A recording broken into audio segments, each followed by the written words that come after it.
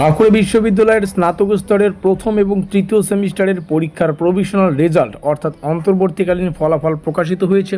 এই হচ্ছে তার অফিসিয়াল নোটিফিকেশন।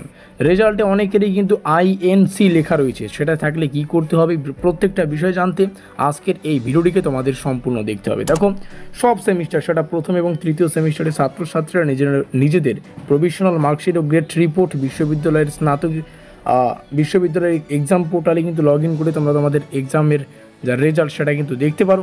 সেই সঙ্গে যেসব ছাত্রছাত্রীদের মার্কশিটে আইএনসি অর্থাৎ ইনকমপ্লিট লেখা থাকবে তারা যেন তাদের কলেজের সঙ্গে যোগাযোগ করে রাখে। অর্থাৎ তোমরা বাঁকুড়া ইউনিভার্সিটির যে কলেজের আন্ডারে পাঠরত সেই কলেজে গিয়ে তোমরা কিন্তু একটু যোগাযোগ করে রাখবে, ঠিক আছে?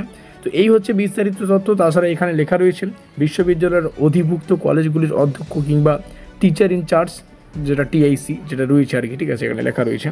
তো অফিসিয়াল ইনচার্জ বা আইওসিরা ছাত্রছাত্রীদের বিস্তারিত রেজাল্ট শিট বিশ্ববিদ্যালয়ের পোর্ট থেকে দেখতে পারবেন। এই হচ্ছে তথ্য, কিন্তু মোস্ট ইম্পর্টেন্ট বিষয়, তোমরা রেজাল্ট ডাউনলোড করে রেখেছো, অনেক ছাত্রছাত্রী ইতিমধ্যে জেনে গিয়েছো বিষয়টা। কিন্তু এই আইএনসি থাকলে তোমরা কিন্তু তোমাদের নিজস্ব কলেজে গিয়ে বিস্তারিত বিষয়গুলো জেনে নিতে পারো। তো যাই হোক, ভিডিওটি এই পর্যন্তই। তোমাদের রেজাল্ট কেমন হলো অবশ্যই কমেন্ট বক্সে জানাতে পারো। মিলতে हैं अगली वीडियो में।